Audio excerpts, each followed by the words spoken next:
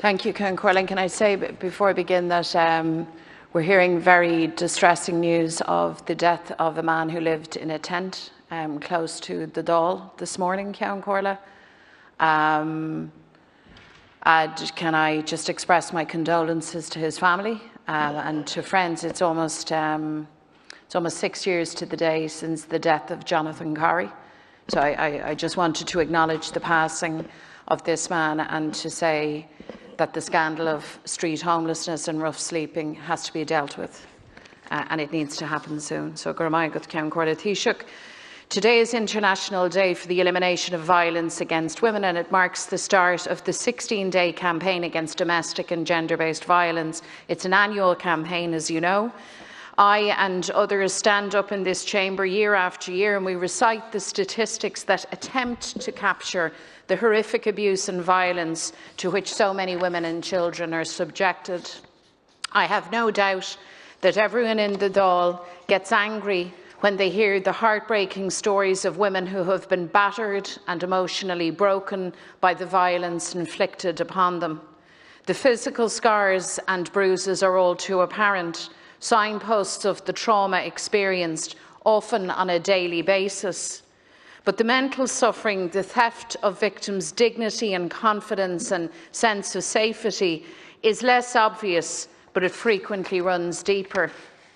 The fear cast by domestic violence, by every beating, every insult, every attempt to control and degrade, is something that victims can overcome, but the shadow of abuse is something they carry with them for the rest of their lives. Taoiseach, it's time to face up to the fact that we have a real problem with domestic and gender-based violence in Ireland. It's time for the political system and government to move past whatever unease it has about owning up to this fact. Violence against women, abuse happening behind closed doors and drawn curtains is at epidemic levels. The truth is that successive governments have failed women and children who have been caught up in the horror of this abuse.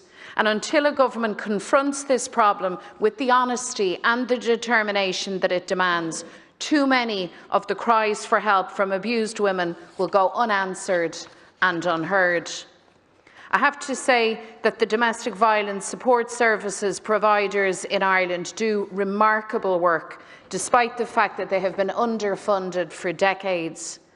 But while the abused women battle to survive the impact of the violence against them, these service providers have been battling for resources, funding and proper support from government. I struggle, Ciarán Corlin, to find words to express my anger about how this issue has been swept under the carpet for years. It's time that our problem with domestic and gender-based violence is brought out into the open so that we can finally deliver policies, supports and the funding necessary to tackle it head-on.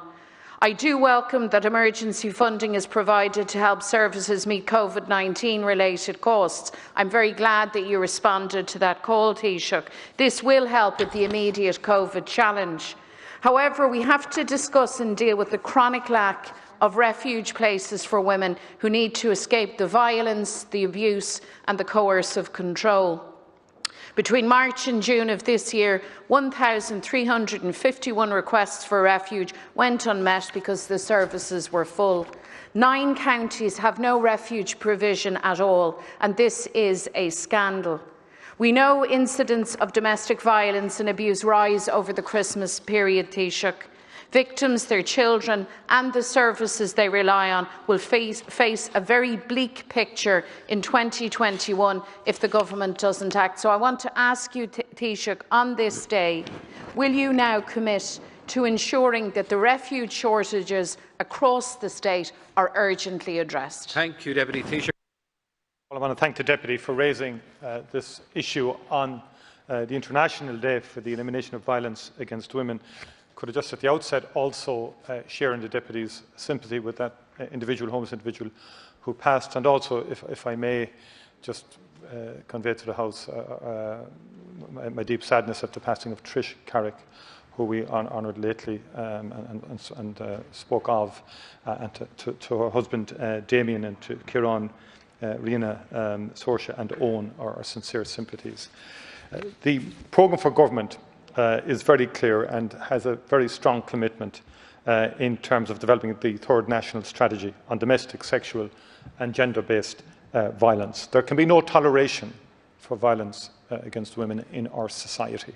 And we have to do everything we possibly can to assist and to support women and families who are the victims of unacceptable violence and aggression and control. And we have provided additional resources in the most recent budget, both to An Garda Síochána, to TUSLA, and indeed to other services that support women who have been victims of violence, and we will continue to do that. And currently the Minister is undertaking an audit of all services in relation to this. And this is an area that we want to prioritise as a government. All three parties in the government do. And I can assure the Deputy that if the Deputy wishes to engage with government in terms of the areas or the specific locations where additional funding is required, I will ensure that a response will occur in relation to that. Particular funding has been given to TUSLA in the budget to deal, obviously, with the COVID-19 impact, and we were particularly concerned about the elevation to level 5 and the experience of the first phase of the lockdown and the impact on increased domestic violence. And that was about 2 million in addition to about 25.3 million which is allocated for these services, or was allocated for the entirety of 2020.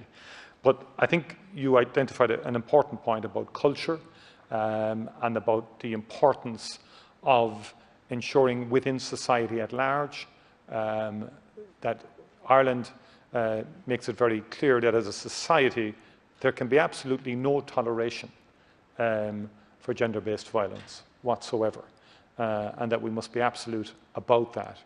And then through education and through a variety of fora, make sure that that's clear. And then in terms of supports, make sure that the adequate supports are available so that people can be freed, people can be enabled to leave that coercive control, to leave situations of violence, safe in the knowledge that there's a pathway out of that experience that unfortunately too many in our society have had over the years. And so across the various government departments, we want to do everything we possibly can to help victims or anybody who's at risk of domestic or sexual abuse, and that we'll continue to be available to help in that regard and provide the necessary supports, and also strategically to deal with this in an effective and comprehensive way. Thank you, Taoiseach. Deputy McDonald. And I too wish to send our sympathies and regards to Damien on the loss of Trish Carrick, a wonderful and a courageous woman. The Taoiseach says that there must be no toleration of violence against women and children in our society, but the facts are that there is such a tolerance. The Taoiseach says that we must do everything that we can, but everything is not being done, Taoiseach.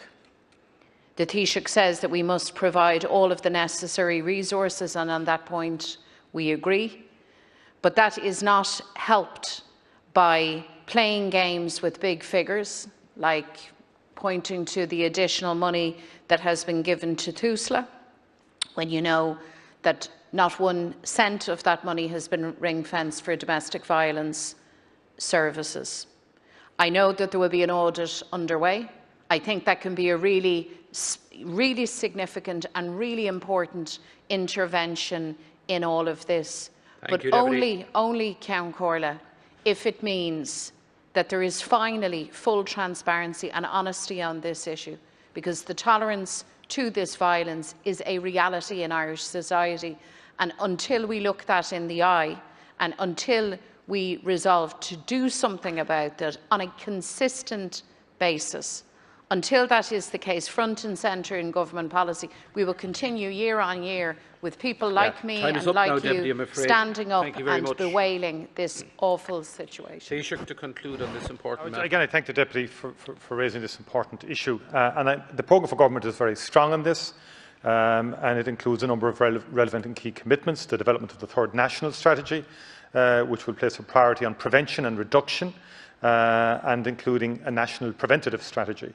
As I said, an immediate audit is to be conducted in terms of responsibility for this area across different government agencies and departments.